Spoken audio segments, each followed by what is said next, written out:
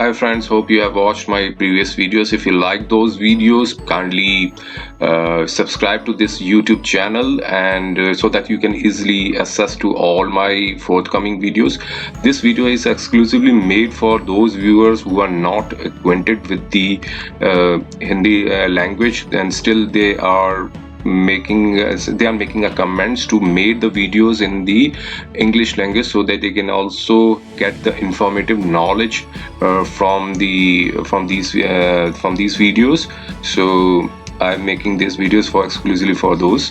So how to defend 498A, 406 IPC and other common charges in for the matrimonial cases. So as you know that the charges, whether you are facing any of the state, either in the North India and the South India, the common trial is, and the procedural trial is almost the same for all the people. So when the police investigation starts, after the starts, and when they file the charge sheet under the provision under section 173 of the CRPC, the role of the police has already stopped. So now the question arises between the court and the complainant and the accused. So generally four charges which the police used to file in the charge sheet, which are the common charges. This is number one is the 498A, which relates to the cruelty caused to the married woman, and 406 is the criminal breach of the trust, and 506 is the criminal intimidation, and 323 is the punishment for the hurt, and other various common charges. 34 is the common intention, section 34 is the Dowry Prohibition Act.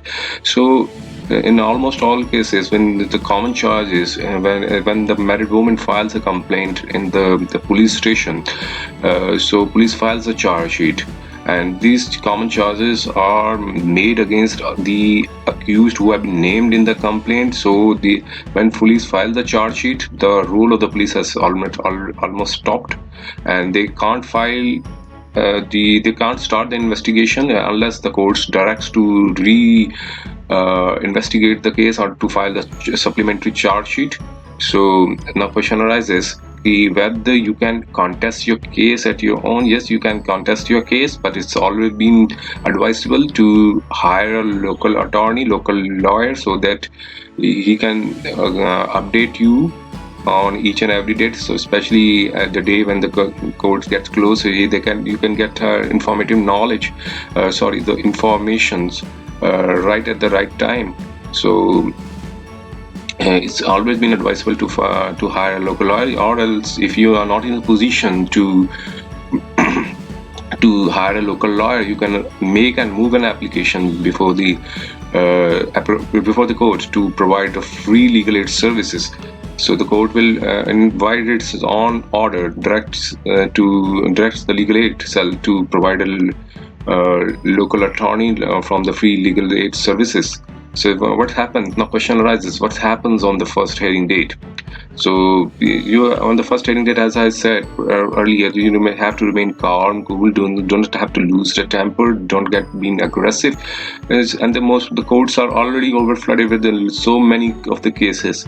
So the onus lies totally on the prosecution to prove the case beyond the reasonable doubt. You have to just keep in this mind, and every accused is presumed to be innocent unless to prove the guilty by the court of law. So just appear before the court and files a bail bond with the sureties. If you don't have the bail bonds, you don't have the surety, you can request the court to convince the court and assure the court that the surety will be arranged on the next date of the hearing. But meanwhile, you have to file the bail bond if you have not previously taken the bails from the courts. If the courts direct you to file the bail bond, you have to file the bail bonds, so that it can ensure your personal appearance on each and every date of the hearing. Or the sureties can be filed by the way of the FDR, or you can deposit the cash if you don't have the local sureties, or you can also bring the sureties from your own place. So this is the procedure on the first date of the hearing. And when during the first date of the hearing, the police also files the charge sheet, and the copy of all the documents will also be supplied to you, which please also check whether there is availability of the FIR 161 CRPC statement of the witnesses, or the statement or the dowry list, or the list which the police is claiming that, or the complainant is claiming that certain dowry articles have not been recovered. These are the documents you have to check on the spot. If you find some documents are missing, you can brought this to the honorable court, so that the police will so that they can issue the directions to the police to provide the complete set of the charge sheet to you. You can also file an application on the same date or on another day if you seeks any personal exemption for your elder parents and siblings, because it will cause more harassment to them, especially those who have been residing in some other cities. So it's been advisable to move an application of under section 205 of CRPC to for seeking the personal exemption. The court may issue the direction either on the same date or give notice to the prosecution if they object to for your if they made an objection in your application.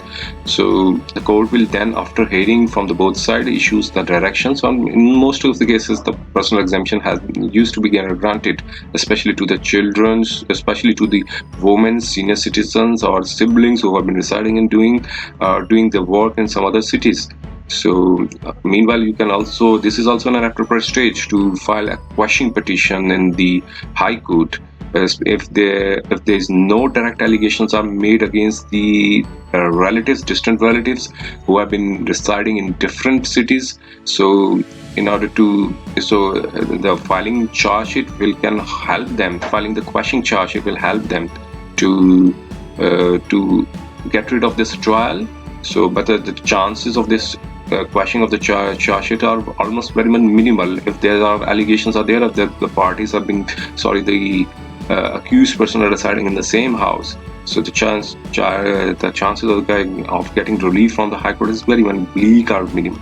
So on the next date of the hearing, the court may adjourn the matters if the exemption has not to be granted. If the exemption is granted, then they may list the matter for the arguments on the charge. You can also, on the date of the argument of the charge, you can also file an application for the discharge under section 2239 of the CRPC, or the court may hear from the prosecution side, or may mechanically, in some cases, after hearing the matter for some period of time, so the court may also frames the charges, and most of them it could with the detailed order may not has to be passed by the court.